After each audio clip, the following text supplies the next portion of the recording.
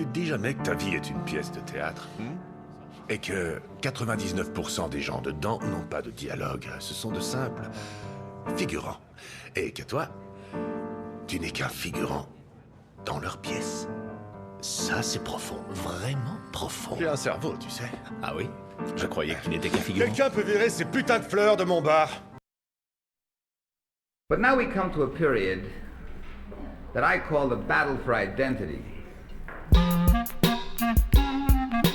Lies my grandma told me. Yeah, superstitious devices. Lies my grandma told me. What? Urban mythological rules and bubble mice. Yeah. Salut les kids et bienvenue dans En attendant Godard, saison 18, épisode 21. Cette semaine, émission rupture, surveillance et intégrité.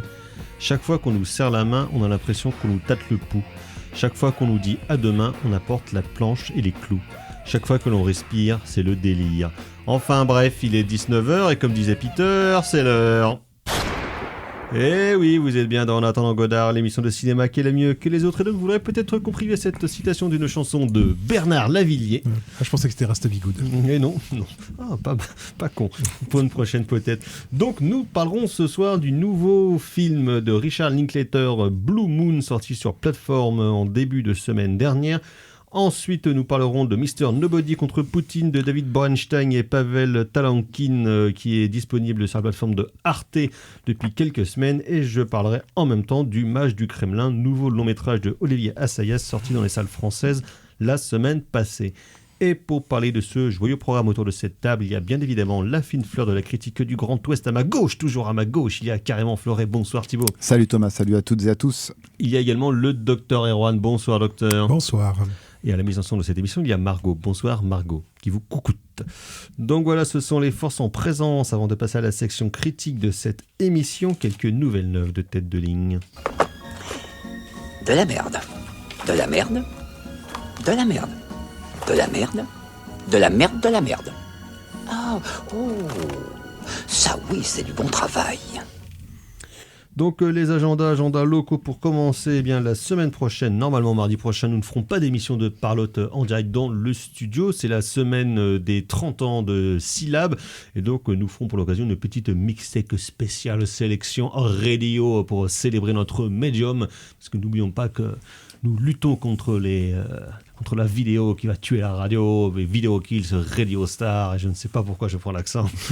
Mais voilà, donc ça sera un mixtape spécial, et d'autant que le même week-end, sur l'antenne de Syllab, le 7 et le 8 février, donc ce sera une sélection d'émissions, des programmes spéciaux pendant 30 heures de direct et de pas direct d'ailleurs, et qui finira dans une farandole de fête au bistrot de la Cité. Absolument prendre l'accent du Sud là aujourd'hui. Bien sûr, sur le Moscato Show, et donc voilà, qui finira au bistrot de la Cité samedi soir pour fêter les 30 ans de la station. Nous sommes en ce moment en train de rechercher quelques archives de nos toutes premières années qu'on retrouvera dans l'année, et j'en ferai peut-être quelque chose, une petite sélecta de qualité pour voir à quel point cette émission a bien changé. Et voilà, mais sinon pour finir donc le week-end du 8 février... Il y a moins de blagues, un peu limite comme il y avait il y a quelques années. C'est surtout ça qui a quelque chose, enfin de limite, moi qui me faisait rire, oui. Mais qui voilà, aujourd'hui pourrait peut-être... Fallait être là, fallait être là à l'époque. Voilà. L'époque n'était pas là. Tout n'était pas encore viral, on pouvait encore dire des bêtises en sachant que... De toute façon, personne ne nous écoutait. Voilà, il y avait personne qui nous écoutait, donc c'était pas très grave. Voilà, et bon, on est obligé aujourd'hui maintenant d'être un peu plus responsable. Voilà. Exactement, c'est ça, cette émission qui est un peu l'intersectionnalité entre les grosses têtes et une émission scientifique institutionnelle. Voilà, c'est tout à fait ça. Exactement. Et donc, je le disais, pour finir ce week-end, donc, le 8 février, dans le cadre des films du dimanche soir proposés par nous-mêmes et nos meilleurs ennemis du cinéma est mort, donc après Histoire de fantôme chinois 2 le mois dernier. Histoire de fantôme chinois. Oui, exactement. Donc là, c'est le 2. Exactement. N'anticipons pas. Après le 1, là, ça va être le 2. 2. Voilà, le dimanche 8 février à 20h15. Voilà, sinon, sans rapport à Cinémaniacs, donc ce soir, c'est le premier de la trilogie 3 couleurs de Christophe Kieslowski, donc c'est Bleu. Oui. Et demain, au tambour, c'est blanc et rouge. Voilà, D'accord. ils font une petite sélection. Voilà. Donc à 18h15, blanc, 20h45, rouge, et ce soir à 20h à Cinémaniacs. Réalisateur, et ça c'est marrant, hein, Kieslowski, c'est un mec, moi je me souviens, dans les années 90, dans la critique française, parlait que de lui. Il y avait lui c'est comme les mecs comme Angelopoulos. Oui. Dès qu'ils sont morts, Angelopoulos. ils ont disparu, on n'a plus jamais entendu. Enfin, ils sont plus devenus une référence pour personne, c'est assez curieux. Après, Angelopoulos, c'est quand même un peu ronflant.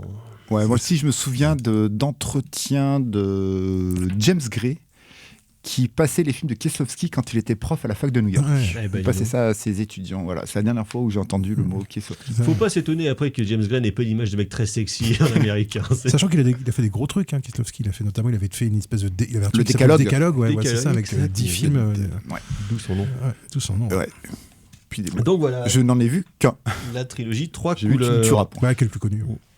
Et autrement, cette semaine, mercredi à l'Arvor, dans le cadre donc, des restaurations et des ressorties de films de Hong Kong, après c'était le City on Fire de Ringo Lam le mois dernier. Donc là, c'est une balle dans la tête. Probablement le meilleur chef-d'œuvre de John Woo qui repasse donc mercredi soir à 20h15. Que je ne verrai pas parce que je travaille, donc voilà, c'est bien cool. Mais le film, normalement, ressortira outre cette séance spéciale à la Il y aura une notif, il y aura A priori. peut-être. Bon, ça serait bien. Espérons. Eh ben, j'espère aussi. Voilà. De Ça manière va à être pouvoir aller le super. voir au cinéma. Ça va être- C'est un des ceux que j'ai le moins vu en plus, moi. C'est un des John Woo que je connais le moins bien. C'est pas le plus fun non, Non. plus. C'est un peu lourd quand même. Oui. Mais donc ça va être bien, une balle dans la tête. Magnifique, donc mercredi. Et sinon au TNB à partir de demain, donc c'est la deuxième partie de la rétrospective Raymond Depardon, il n'y a pas de mal, Depardon photographe, donc avec une 6 ou 7 films donc de Raymond Depardon, et ça va continuer après toute l'année au TNB avec différentes sections, Depardon paysan, Depardon politique, voilà. De pardon à la plage. C'est ça exactement. Depardon à la messe. De pardon à la- Autrement, dans les sorties nationales, demain, il y a le nouveau film de Yann Gozlan, jeune metteur en scène français qui, à une époque, était plus ou moins prometteur avec Boîte Noire ou Un homme trop parfait, puis après a plongé dans les tréfonds du nanar et de la bouse avec Vision, avec Dalloway, et là il revient avec Gourou, avec Pierre Ninet Oui, dans le j'ai vu rôle la d'un bande- gourou. j'ai vu la bande-annonce. Il n'est pas le gourou Bignol, là, je vous le rappelle. Pierre Ninet a l'air de beaucoup crier. La bande-annonce, c'est beaucoup du Pierre Ninet qui fait. Du Pierre Ninet porn. Voilà, c'est ça, du Pierre Ninet porn où tu vois beaucoup le fond de sa glotte, visiblement. Ça intéresse probablement des gens. Hein. Il y a sûrement des gens que ça intéresse. Autrement, demain, dans un tout autre genre, sort Nuremberg de James Vanderbilt, Ah ouais, et tu sais quoi qui apparemment est pas si mal. Hein. Tu veux une blague? J'étais parti présenter un film à Lorient vendredi dernier. J'y avais l'affiche et une des personnes qui était avec moi me dit il y a quelqu'un qui est passé dans l'affiche, il a cru que Russell Crowe c'était John Goodman. Oui, c'est vrai, parce que donc c'est comme son titre l'indique habilement, sur le procès de Nuremberg en 1946 avec Fat Russell dans le rôle de Göring. Very Fat Russell là pour le coup. Quoi. Il est un peu minci, j'ai l'impression quand même. Ouais, là il est sur l'affiche, il est bien Oui, fat. oui. Enfin, c'est son rôle aussi Voilà. qui veut ça. Mais il y a surtout Michael Shannon aussi. Exactement. Et Rami Malek. Et oui, effectivement. Donc il y a quand même. Pourquoi pas. Le film apparemment n'est pas si horrible. Apparemment Russell fait vraiment des efforts, parce qu'il n'est pas arrivé depuis longtemps, même si évidemment il fait un léger accent allemand. Oui, bien sûr.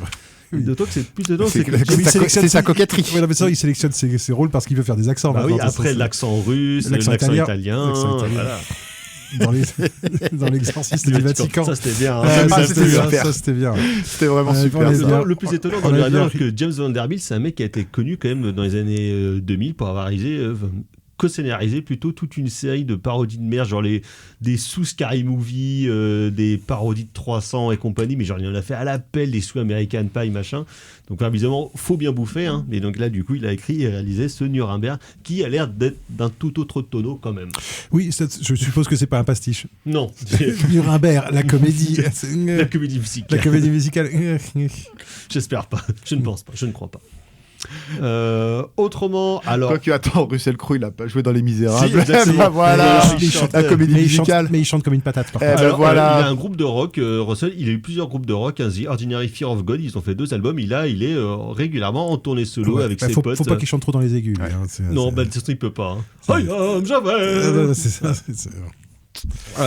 Donc, pour rester toujours avec les esthètes, demain signe le retour du russe Timur Bekmambetov, le réalisateur de Daywatch, Nightwatch, Abraham Lincoln, chasseur de vampires, Wanted, choisis ton destin. Film dont j'ai entendu dire il y a pas longtemps que c'était un peu sous-estimé ce film-là, qu'en fait c'est une espèce de dinguerie Abraham un peu. Lincoln, Ouais, apparemment c'est pas si c'est pas si nanardeux que ça. Alors tu vois quand même, c'est nanardeux, mais c'est tu pas. vois quand même Abraham Lincoln qui prend des chevaux pour les balancer sur des zombies. Hein. Ah ouais, mais bon. Film que notre ancien créateur Mathieu Bonheur avait vu en salle. C'est un des seuls films de l'année qu'il a vu en salle à l'époque. Et il dit pas mal. J'aime bien Abraham Lincoln. Film fordien finalement. Voilà, il y a un côté plaisir coupable quand même. Mais enfin bon, et donc je préfère Van Helsing, moi, de Stephen Sommers. C'est génial. Et donc il sort quoi là Ça s'appelle Reconnu coupable avec ce gros cours de Chris Pratt et Rebecca Ferguson. Ok. Voilà. Bon. Alors ça a l'air de ressembler absolument à ce qu'il fait comme d'habitude. C'est-à-dire que ça a l'air très moche. Ok. Voilà. Autrement, il y a une comédie française qui s'appelle Baise en ville par le réalisateur de Grand Paris qui était sorti il y a 2 ans. Il y a un film de Michel Franco avec Jessica Chastain qui s'appelle Dream. Il y a encore un énième Paolo Sorrentino qui s'appelle La Grazia, avec toujours Antonino Servillo. C'est ça, exactement. Et sinon, on en reparlera dans 2 semaines. C'est la ressortie du long-métrage de Jonas Trueba en 2016, La Reconquista, avec des Espagnols fragiles, Thibaut. C'est pour vous. J'ai envie de dire, c'est banco.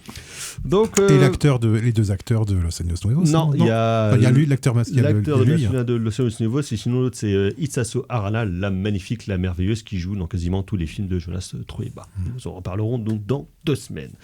Voilà, nous allons passer à la section critique de cette émission et nous diriger vers une lune bleue.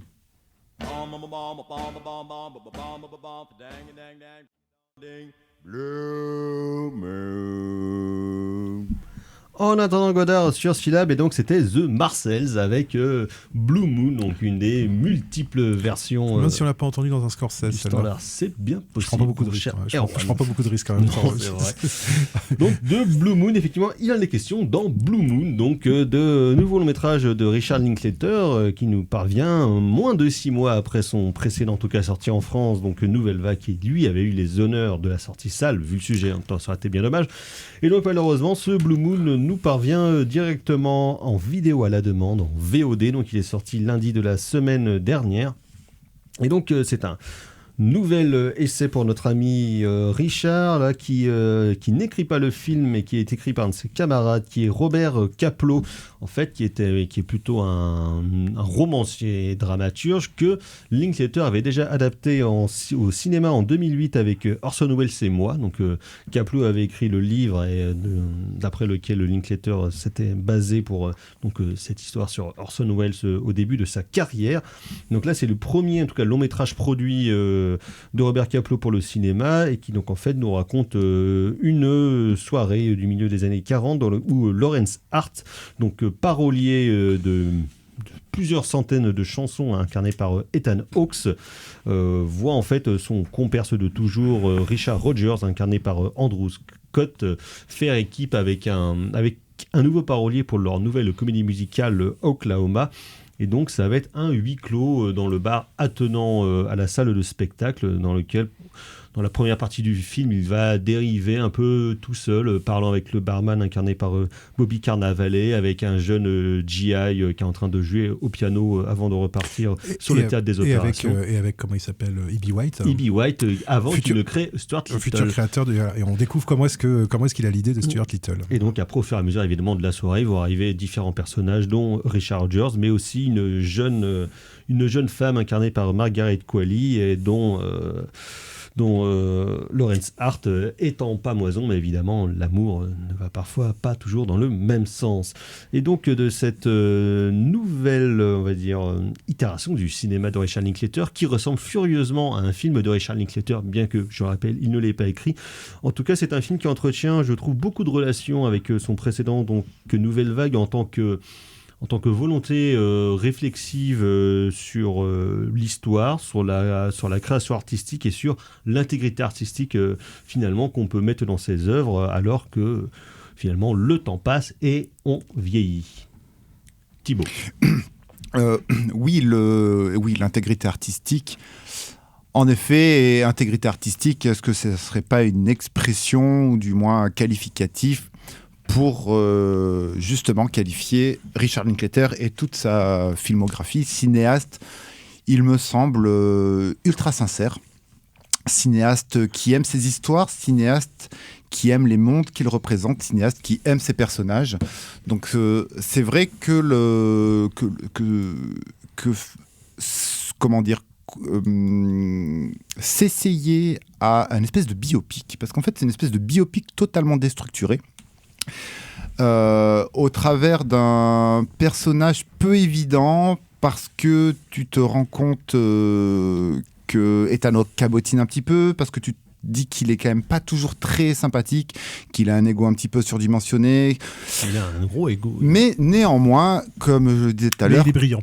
il est brillant et Richard Linklater l'aime. Et en fait, c'est peut-être ça le plus important. Oui, Donc, je te coupe, mais c'est vrai qu'il y a deux trucs. C'est à la fois, Richard Linklater a une véritable affection pour son personnage principal, mais qui va aussi de pair avec son acteur, son vieux pote Ethan Hawke, qui fait tourner depuis plus d'une trentaine d'années. Et en fait, c'est un vieux projet que Linklater avait, c'est-à-dire qu'il en parle depuis une petite quinzaine d'années. Et il voulait peut-être déjà Hawke voulait déjà le faire il y a 15 ans, et en fait Linklater lui a dit non, on va attendre que tu sois plus vieux pour que justement t'aies plus la gueule, t'aies plus la maturité du personnage. Et c'est ça aussi qui est beau avec le cinéma de Linklater, c'est que c'est un cinéma du temps qui passe et du temps long, mais y compris dans la fabrication même de ses films. En fait, parce qu'il a tout compris. Richard Linklater est un cinéaste qui prend son temps, peut-être, à mon sens, son plus grand film. Donc Boyhood est un film qui prend son temps. Qui a été tourné sur 12 ans. Voilà. Et, mais ici, ce qui est intéressant, donc tu le disais, oui, nouvelle itération du cinéma de Richard Linklater, parce que film donc, qui aime ses personnages, tous ses personnages, bien entendu. Des dialogues absolument brillantissimes, du sit and talk, clairement, c'est l'anti-Aaron Sorkin. Comme on l'a dit souvent, le truc de Linklater, c'est que c'est un mec qui adore filmer les gens qui ne foutent rien. Voilà, et qui parle. Donc là, c'est hyper passionnant. Et pourtant, je trouve qu'il y a quelque chose. Tu disais tout à l'heure, voilà, que Ethan Hawke voulait le faire il y a 15 ans. Linklater lui a dit non, pas encore. Et en fait, il a eu raison, je pense.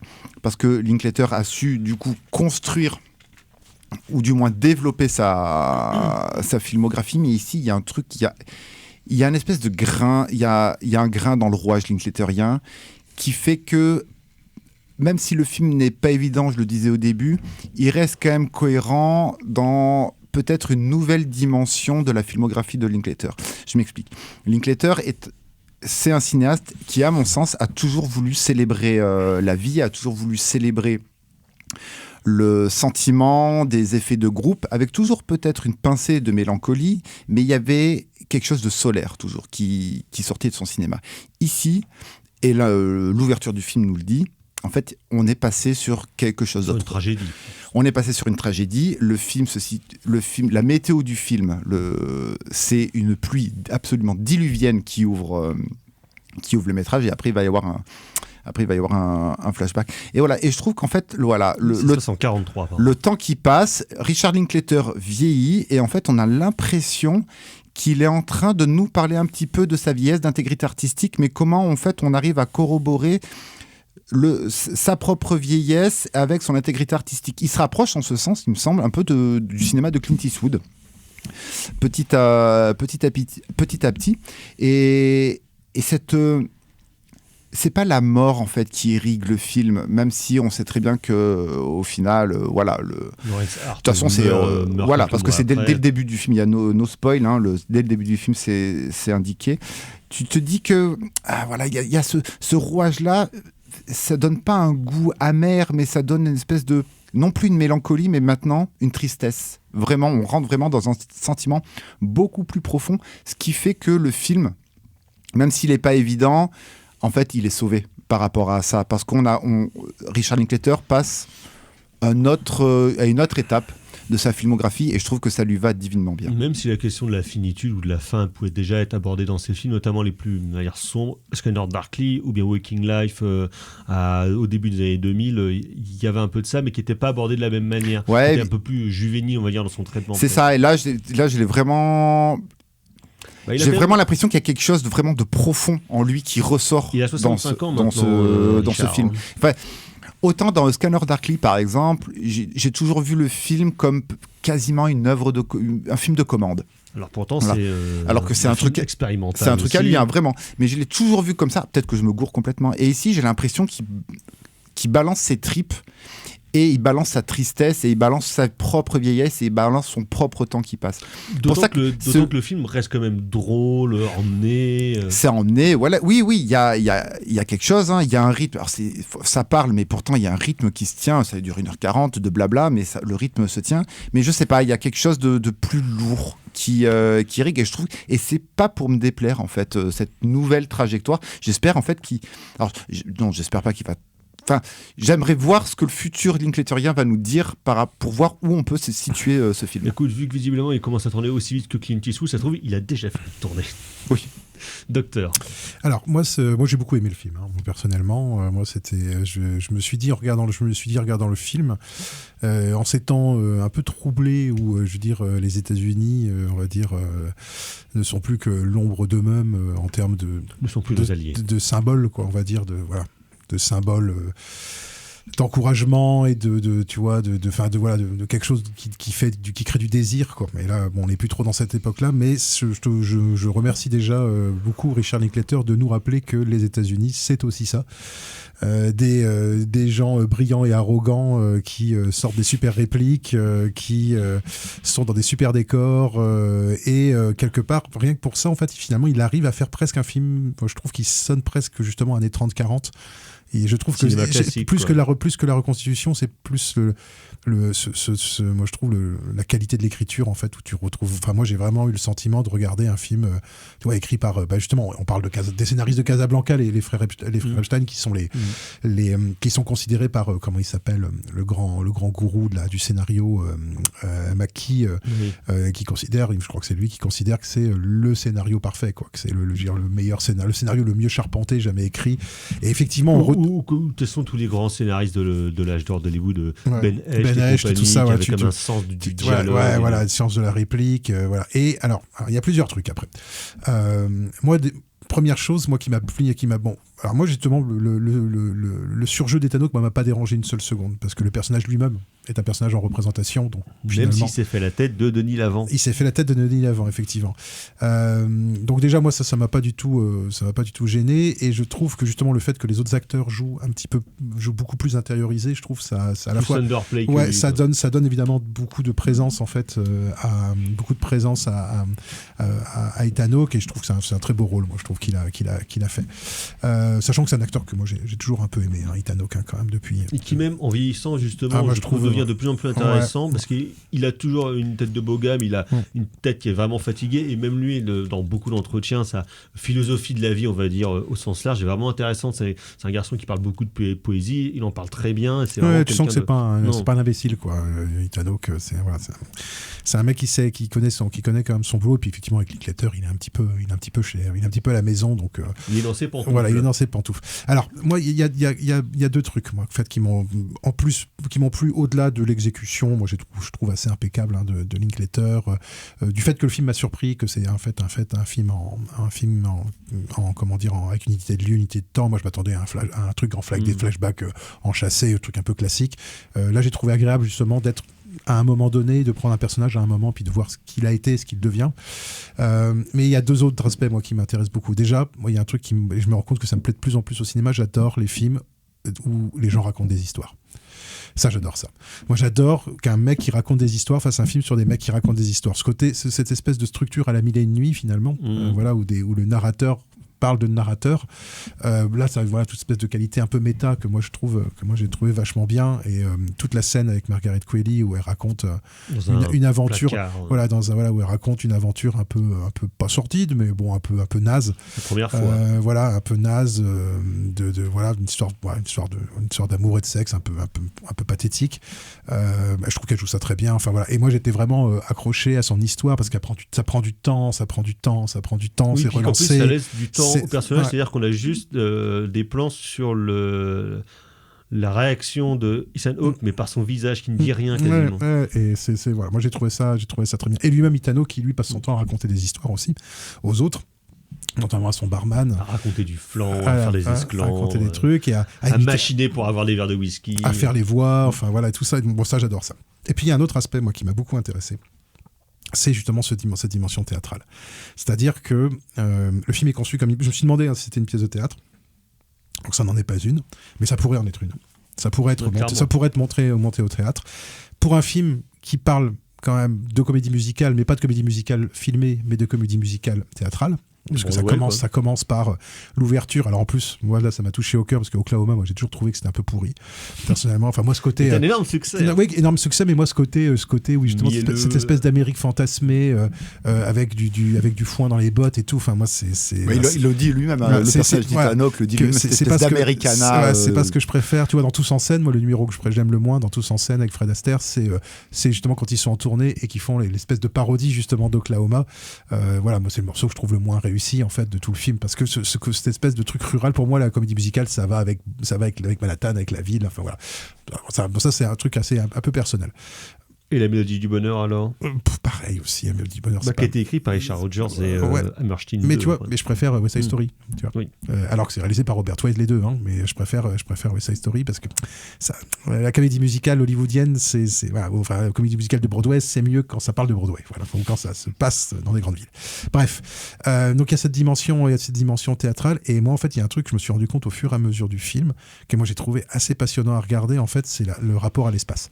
C'est-à-dire que le décor du film est conçu en fait comme un théâtre. Il y a la scène c'est le bar.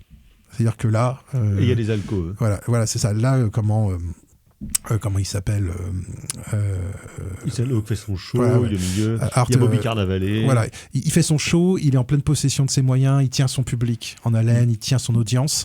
Il le travaille en plus parce qu'il va à gauche, à droite chercher des gens. Il est flamboyant, enfin voilà, il est parfait. Et en fait, au bout d'un moment, arrivé à peu près au bout d'un tiers de film, il y a donc les gens du théâtre qui viennent faire une soirée qui se déroule à l'étage en fait du bâtiment, et il y a une espèce de hall.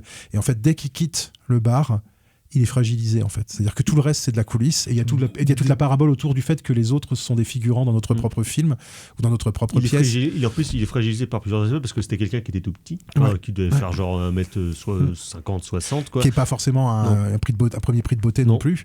Et donc il se retrouve et en fait Linklater, je trouve il fait ça, moi je trouve super bien, il n'arrête pas de créer des espaces en fait, avec des espèces de frontières, et quand il passe la frontière c'est comme s'il perdait tous ses pouvoirs en fait, et il devient une espèce de type que les autres considèrent comme un peu médiocre, un peu trop alcoolique, aigri.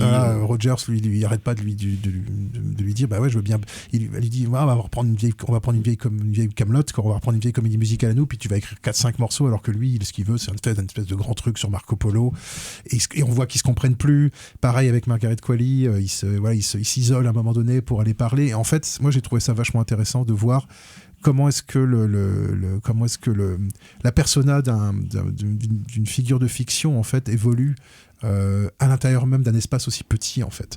Et ça moi j'ai trouvé qu'il y a un truc assez conceptuel finalement, le fait de vraiment penser, de considérer, d'aller au-delà simplement de la théâtrale d'un film qui ressemble à une pièce de théâtre filmée, mais de faire de l'espace même du film une scène de théâtre pour le personnage principal, avec donc encore une fois tu vois cette espèce de mais comme les histoires de gens qui racontent des histoires à l'intérieur d'une fiction quoi, cette espèce de côté poupée russe, voilà, de espèce de mise en abîme permanent, et je trouve que tu vois à la fois c'est un petit film, et en même temps je trouve que la démonstration moi je trouve est assez moi j'ai été vraiment, je m'attendais pas à ça en fait, surtout de la part de Linklater, je m'attendais à quelque chose de plus entre guillemets bateau quelque part, tu vois. Et c'est intéressant, moi j'ai pas encore eu l'occasion de voir Nouvelle Vague, mais je repense à son autre film d'avant, son film d'animation, Apollo 10,5. Apollo 10,5. Entre les deux il a fait Hitman aussi, alors tu vois, mais qui est plus un film pour son véhicule, Glenn Powell. Voilà. Mais tu vois, Apollo 10,5 et j'imagine que Nouvelle Vague c'est ça, c'est pas finalement, et Blue Moon c'est les deux parties du spectre en fait d'une carrière artistique. C'est-à-dire comment est-ce que tu commences, l'énergie juvénile, ce qui te forme en tant qu'artiste. Comment tu fais un film ton premier film, comment tu fais un film quand t'es jeune, et qu'est-ce que t'es quand t'arrives au mi-temps de ta carrière, et que tu commences à avoir que les gens commencent à t'oublier, que les gens commencent à ne plus te considérer comme quelqu'un quand t'as perdu en fait moins le mojo, quoi. Cette énergie juvénile, alors perdu entre guillemets, puisque le personnage quand même est quand même un personnage qui reste assez gamin quand même sur plein de trucs. Mais c'est les autres qui sont devenus adultes et qui disent bon, on a fini les conneries, nous on veut passer à des trucs sérieux, il faut qu'on fasse carrière, etc., etc.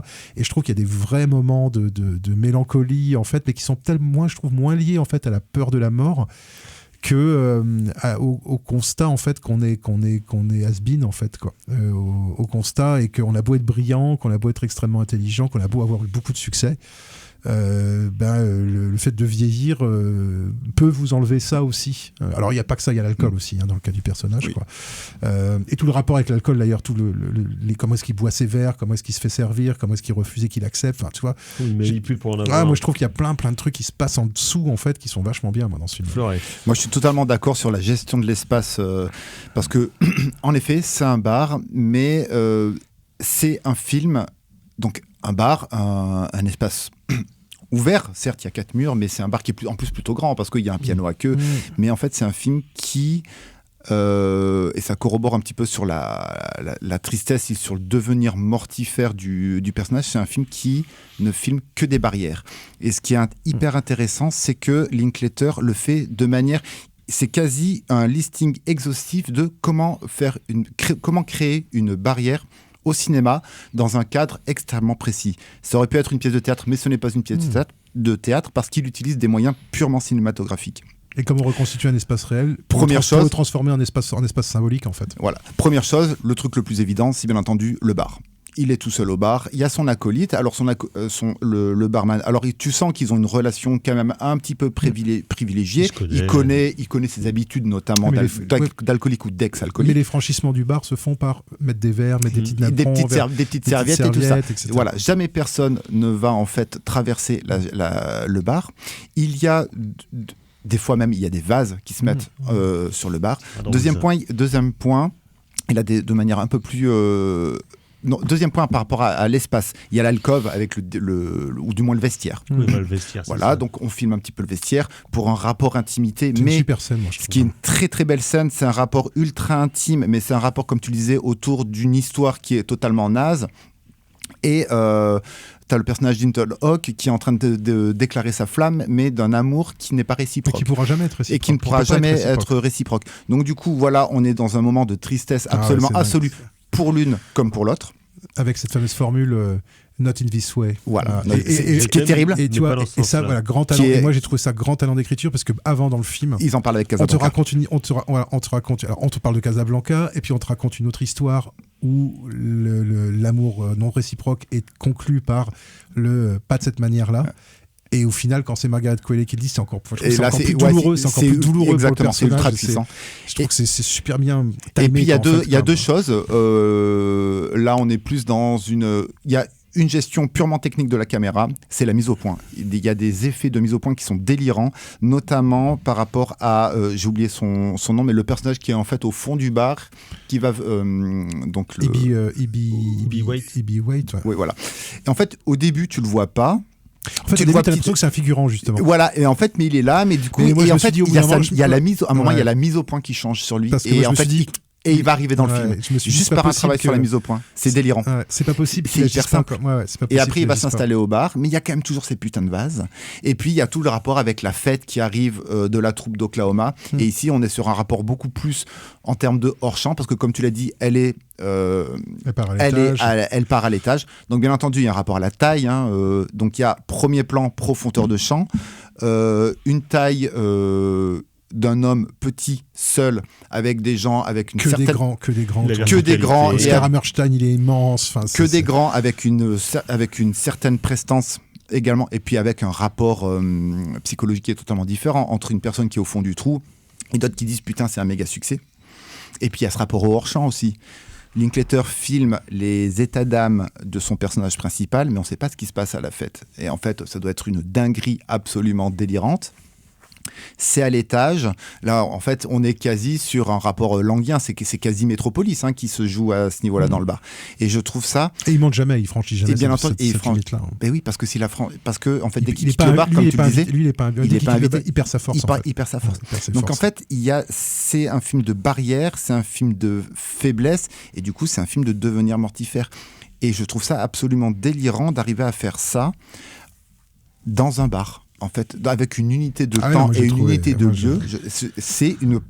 Franchement, c'est une prouesse d'écriture, bien entendu, et c'est une prouesse visuelle, parce qu'il faut quand même réussir à tenir en haleine son spectateur. C'est toujours bien les films dans les bars. Hein, blablabli, blablabla, ça suffit. Au bout Ah, d'un mais moment, je suis- ça peut ne pas suffire. Ça peut suffire, mais ça peut ne pas suffire. Surtout que là, le personnage, Ouais, comme mais j'ai dit en au fait, début, est délicat à appréhender. Assez vite, Là, souvent, c'est quand quand même t'as un des tour de films, force. ultra dialogués qui reposent sur des monologues ou sur des dynamiques de dialogue assez rapides, ça peut devenir justement assez ronflant et faire redondant. en fait, faire beaucoup d'effets de style de petit malin parce qu'il y a beaucoup de style dans l'écriture, non, dans le dialogue. Mais pour moi, on est, je veux dire, pour moi, je le classerais dans ces films. Alors, c'est pas le même genre de film, hein, mais tu vois, des films comme Un air de famille, par exemple, de Clapiche, qui pour moi est le meilleur Clapiche, hein, de toute façon, mais qui est aussi compliqué. mais qui est aussi le meilleur Clapiche parce que c'est écrit par Bakri et Jaoui. Bakri et Jaoui, c'est des super auteurs de huis clos, en fait, de huis clos banal, de huis clos de la banalité, cuisine indépendante. Tu vois, c'est ça qui est dingue d'ailleurs. Je me suis toujours dit, en fait, ces mecs-là, ces gens-là, à part peut-être René, ont toujours été servis par des réalisateurs qui, pour moi, sont pas des grands cinéastes,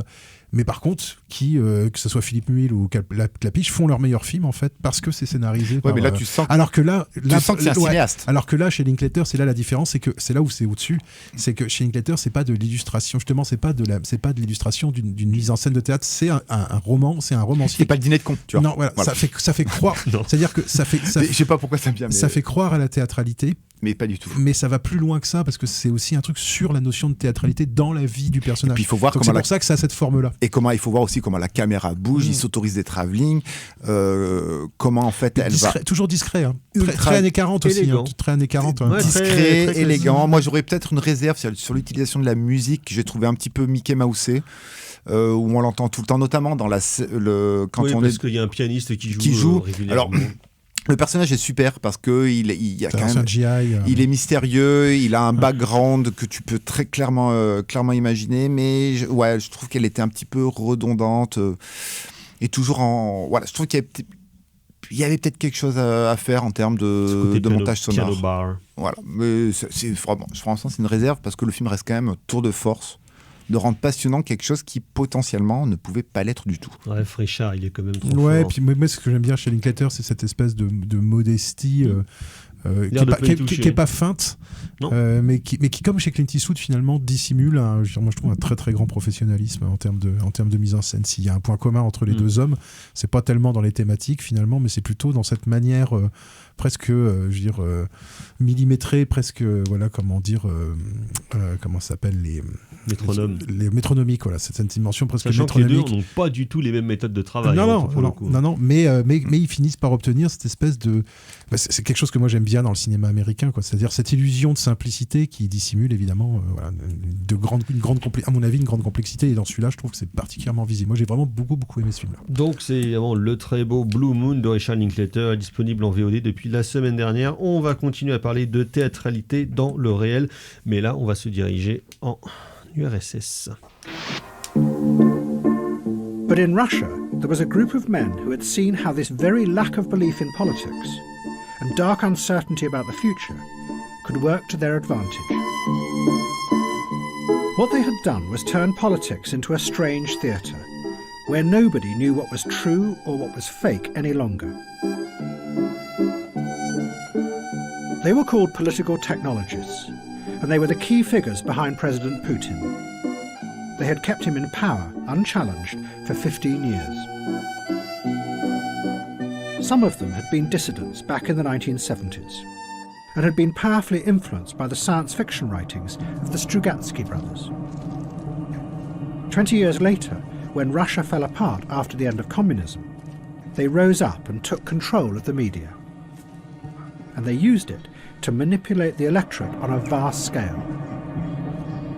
For them, reality was just something that could be manipulated and shaped into anything you wanted it to be. But then a technologist emerged who went much further, and his ideas would become central to Putin's grip on power.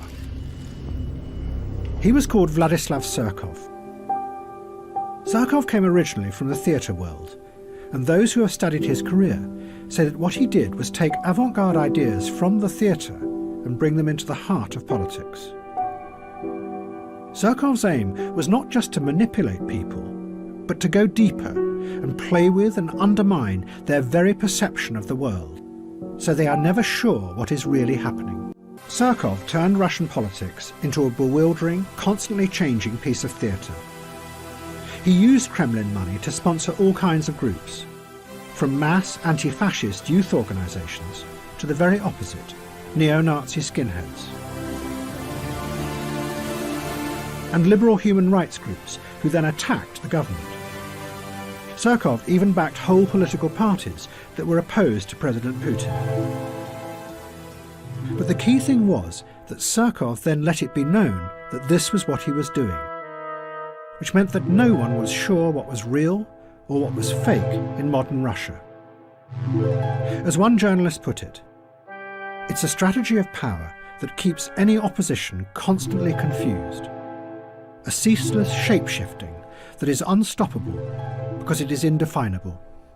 En attendant Godard sur Syllab, et donc c'était un extrait de Hyper-normalisation réalisé par Adam Curtis en 2016 sur la montée d'un fiefé salopard, donc Vladislav Soukov, sur lequel est vaguement basé le personnage de Vadim Boranov, donc qui était le personnage principal d'un livre écrit par Giuliano De Empoli et qui a été adapté cette année au cinéma par Olivier Assayas dans Le Mage du Kremlin, film qu'il a coécrit avec Emmanuel Carrère, donc l'écrivain français, qui avait, dont un de ses livres avait servi l'année dernière à un film de Kirill Serebrennikov sur Edouard Limonov, autre ancienne figure des arts et de l'avant-garde soviétique, avant de fonder le parti national bolchevique en Russie, donc les nazis soviétiques, quoi, en gros. Et et étonnamment, le film d'Assayas entretient avec le film de Limonov plusieurs points communs. Le film le film sur Limonov. Le film sur Limonov, pardon. Plusieurs points communs, notamment cette confusion politique et cette manière de ne pas savoir prendre les choses à bras-le-corps, parce que donc Assayas, avec Carrère, en fait, essaye de montrer la trajectoire d'un ancien justement artiste de l'avant-garde du théâtre russe, et comment est-ce que suite à la chute du mur de Berlin et la chute du bloc de l'Est, comment est-ce qu'ils vont se reconvertir dans, les arts du nouveau capitalisme avec les oligarques, avec les télévisions, et comment au fur et à mesure ils vont être amenés à amener Vladimir Poutine, alors directeur du FSB, au pouvoir.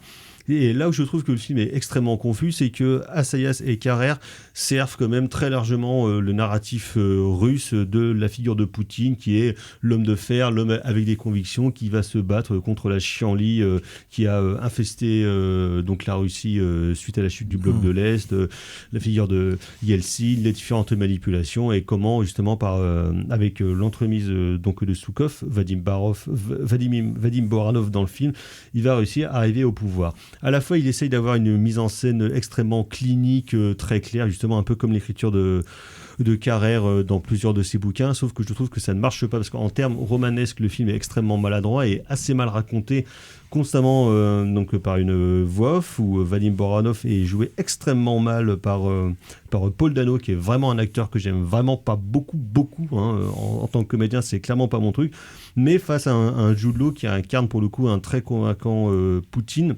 Et c'est peut-être un peu le souci, justement, c'est que Poutine est, je trouve, beaucoup trop charismatisé par rapport, justement, aux différents personnages qui l'entourent. Et le film m'a gêné aux entournures, justement, pour beaucoup d'aspects là-dessus. Il y a à la fois des scènes qui fonctionnent assez bien, parce qu'il a encore quelques velléités de mise en scène chez Olivier Assayas, mais je trouve qu'il rate très largement sa cible en s'empêtrant, en fait, en voulant essayer de ménager la chèvre et le chou, en essayant de montrer qu'il est plus malin que les autres.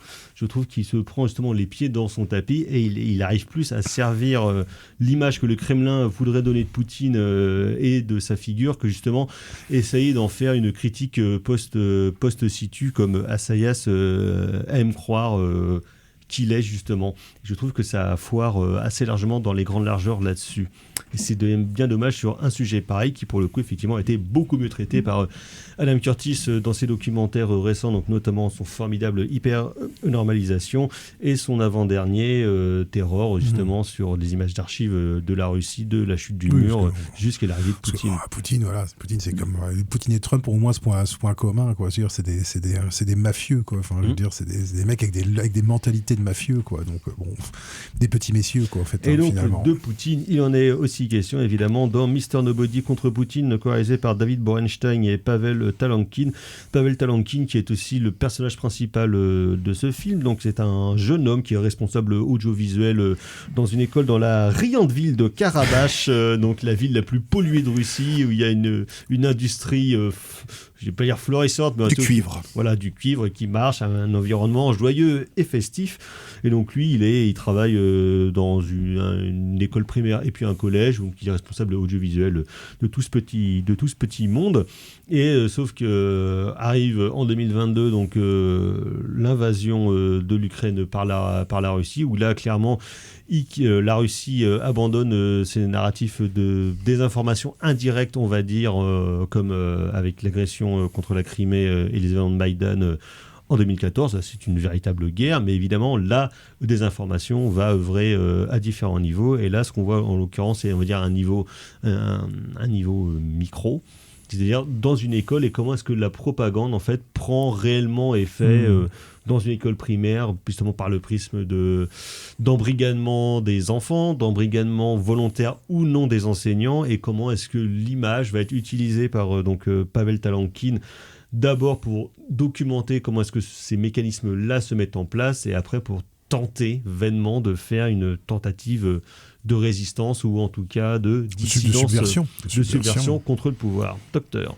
Ouais, bah oui, donc documentaire, alors qui emprunte à certains moments un petit peu... Qui est en ce moment en course pour les Oscars pour meilleur documentaire. Ouais. Et sous bannière danoise, parce que le co-réalisateur qui est américain, mais il est basé au Danemark. La prod est danoise, ça. Film qui à certains moments emprunte un petit peu les mêmes effets que River Boom, moi j'ai trouvé, en beaucoup moins rigolo. Oui.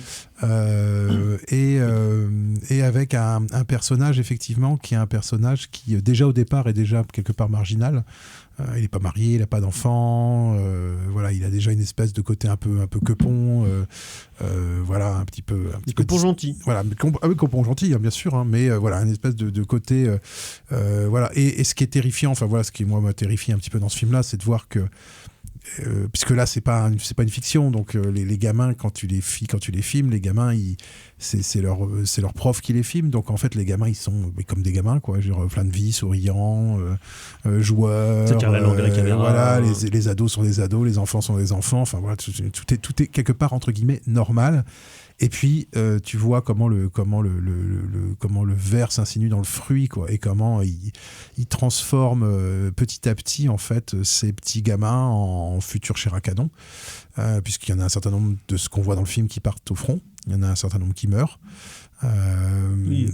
Dès qu'ils ont 18 ans, et c'est vrai que c'est un film assez triste en fait, hein, ce film-là, parce que moi je trouve que c'est à la fois triste parce que ça montre comment, même si les gamins sont pas forcément, comment dire, d'un enthousiasme débordant, hein, on sent bien que les grands notamment, un peu contraints. On sent bien qu'ils ont comment dire, avec des discours un peu sous-entendus, on sent bien qu'ils sont pas trop dupes non plus de ce qui se passe.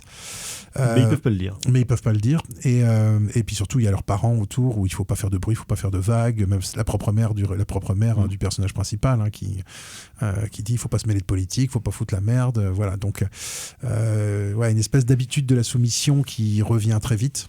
D'habitude de la soumission héritée de l'ère soviétique, quoi, qui est réactivée mais qui se répand un peu comme une traînée de poudre, avec des profs membres du parti et tout. Enfin, tu as vraiment l'impression de retomber dans la Russie communiste des années 70-80. Et qu'on des vraies têtes de méchants soviétiques. Et qu'on des têtes de méchants soviétiques. Un prof d'histoire géo, notamment qui raconte n'importe quoi. Qui raconte ce que le pouvoir lui dit de raconter, c'est-à-dire n'importe quoi. Qui déroule le narratif du parti. Et donc voilà, donc il y a ça, les mecs de Wagner qui viennent faire des démonstrations de flingues. C'est délirant, ça. Bon, c'est vrai. Et ce qui est triste, c'est d'une part ce que ça fait ce que ça fait aux mômes, et de l'autre côté, ce qui est triste, c'est ce que ça fait aux profs. C'est-à-dire à quel point, en fait, tout le monde se soumet en moins de 2 ans. Et c'est là que tu dis, ouais, d'accord, effectivement, ça peut aller vachement, vachement vite. Si ça appuie sur les bons boutons, à la fois de peur ou de sentiments patriotiques, tu peux faire basculer une population en 2-2. Et donc finalement, les modèles des années 30 ont absolument pas changé, en fait. Et ça, c'est angoissant, parce qu'on se dit, putain, ouais, ça, c'est jamais vraiment fini, en fait. C'est-à-dire que cette cette espèce de tentation autoritaire, en fait, elle trouvera toujours un terrain favorable par peur, par conviction, par lâcheté, et comment est-ce qu'on fait quand on essaye de résister là-dedans. Et je trouve que c'est un documentaire assez intéressant sur la subversion, à la fois sa possibilité et ses limites. Et j'ai trouvé que le personnage est assez attachant de ce point de vue-là, parce qu'il n'y va pas franco, mais il y va par en dessous, et ce qui donne à voir, évidemment, est assez glaçant et assez nécessaire. Vous avez quelques réserves? Oui, je vais me faire un petit peu l'avocat du diable. Ça Bien, pose... camarade, vous aurez un bon. Oui, ça pose... le film est questionnant. Est-ce que c'est un grand film? Non. Est-ce que c'est un film important? Oui. C'est un témoignage. C'est un film important parce que c'est un film qui fait... Alors, les deux questions sont liées. Est-ce que c'est un grand film? Non, parce que je trouve que le film tire un petit peu sur la... C'est horrible ce que je vais dire. Tire un petit peu sur la longueur. Il y a une voix off qui est beaucoup trop... c'est un peu roublard à certains moments. Hein. Qui est beaucoup trop présente, qui surexplique un petit peu les choses, alors que une captation de regard, une captation de silence est beaucoup plus importante qu'une surexplication par une voix off. Oui, mais nous sommes en même temps à une ère des images où il faut les expliquer en plus de les montrer. Mais le truc, c'est que est-ce qu'on peut en vouloir au réalisateur qui n'est pas cinéaste de formation, qui est pédagogue. Qui n'est pas cinéaste, qui est pédagogue, qui est animateur, qui est... En fait, j'ai l'impression que c'est Pavel Talankin donc, qui est à l'origine du projet. Il a envoyé ces images à David Borenstein, qui lui a dit continue. Voilà. Mais en fait, et qui a fait le montage et Pavel a été. Donc en fait, c'est pour ça que le film tire un petit peu en longueur parce que voilà, il n'est pas de cinéaste et puis surtout, c'est un film qui s'écrit au moment où il se tourne. C'est une espèce de tournée-montée. Voilà, c'est pas. Il n'est pas tout seul aussi. Hein. Il y a d'autres gens qui tiennent la caméra. Voilà, il y a les enfants tiennent la caméra. Et il y a aussi des caméramans extérieurs, dont un dont on ne connaît pas le nom, qui est marqué au générique de fin. C'est marqué Anonymous. Voilà. Donc, ça veut dire qu'ils risquent un peu leur peau quand même. Donc tous ces gens, en fait, voilà, le film n'a pas été préparé. C'est pour ça qu'il a des scories qui sont au final d'une jolie naïveté. Je mets bien entendu ça entre guillemets parce que ce qui se passe, voilà, ce qui est filmé est absolument dramatique. Donc voilà. Et après un moment, pardon, ça c'est de la pub, téléphone portable. Du coup, ça m'a coupé. Oui, voilà. Et du coup, mais est-ce que c'est un film important? Oui, parce qu'en fait, il documente ce que je disais, c'est qu'il documente à l'instant T ce qui est en train de se passer, ce qui est passé en Russie, et surtout, c'est que c'est un film qui n'aurait pas dû être montré maintenant. En fait, l'archive devient un objet filmique immédiat, alors que ça aurait dû être une archive qu'on aurait dû retrouver dans quelques années pour en faire un film d'archive, pour en faire un autre documentaire. Donc là, la question théorique est absolument passionnante par rapport à ça. Moi, je le rapprocherais quand même des deux films. Alors c'est pas le même sujet, mais des deux films sur Gaza qu'on a présenté, No Man's Land et puis Put Your Hand Put Your Soul on Your Hand and Walk. C'est-à-dire que c'est pas forcément des comment dire, des sommets en termes de documentaires théoriques, de choses comme ça. Par contre, ce qui fait le prix, c'est que ça donne à voir quelque chose qu'on ne peut pas voir par ailleurs. C'est-à-dire, ça nous dit voilà, on ne devrait pas voir. Qu'on n'est pas censé voir par ailleurs. C'est-à-dire, la Russie, c'est un pays complètement caché. On ne sait pas ce qui s'y passe. On sait très peu de choses sur ce qui s'y passe. Les gens n'osent pas parler. Voilà. Je trouve que ça a aussi cette valeur-là. En fait, c'est-à-dire qu'on peut pas dire après, ah ouais, mais nous on savait pas, on n'était pas au courant. C'est sous nos yeux. Rapidement. Ouais, juste pour info, il y a un excellent papier dans Courrier International sur le cher Pavel qui a dû s'exiler. Donc c'est absolument dramatique, qui vit actuellement en République tchèque. Voilà, je vous invite, vous tapez son nom, son prénom, Courrier International, vous y arrivez direct. Très très beau papier d'un journaliste tchèque qui mixe analyse du film et entretien. Merci Thibaut. Donc c'est Mr Nobody contre Poutine de David Borenstein et Pavel Talankin, disponible actuellement sur Arte. On va passer au coup de cœur. C'est nul.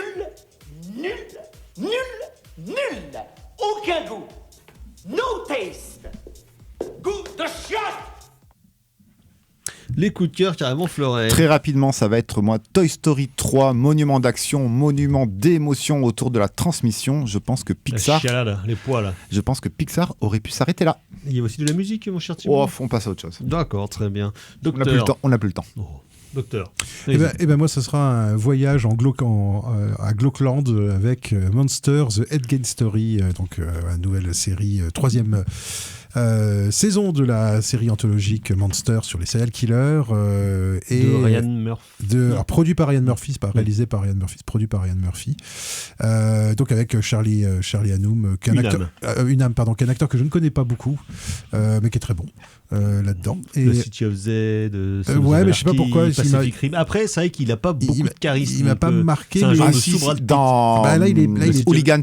Ah putain, Hooligans. Dans Hooligans, il jouait très bien. Terrible, mais il jouait hyper bien le Hulse de West Ham. Alors là, il se donne quand même pas mal. Hein, je veux dire, même physiquement, hein, je veux dire, il se donne pas mal quand même, cet acteur. Et c'est une série étrange parce que c'est une série qui à la fois raconte l'histoire d'Ed Gein et qui raconte l'héritage culturel d'Ed Gein dans le cinéma. Donc en fait, dans ce film-là, il y a à la fois des scènes de meurtre, des scènes nécrophiles, des scènes de terrage de cadavres, et il y a Alfred Hitchcock, il y a Anthony Perkins, il y a Jonathan Demme, il y a Toby Hooper, et en fait ça montre comment l'Amérique change, comment, en tout cas pour la théorie de la série, c'est l'Amérique passe dans une autre période avec Ed Gein et passe dans un autre rapport à la violence, avec le rapport avec l'Holocauste et tout ça. Enfin, c'est parfois un peu brinque-ballant, mais assez passionnant en termes de discours. Merci Docteur. Sinon moi ce sera un film indien sorti l'année dernière. Je ne regrette de ne pas l'avoir vu avant parce que ça aurait été clairement dans mon top film Malayalam, Echo, réalisé par Dinjit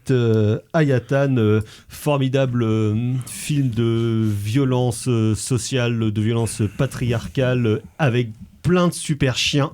Film terrifiant, magnifiquement filmé, qui est bouleversant et doté d'une mise en scène absolument magistrale. Donc Echo.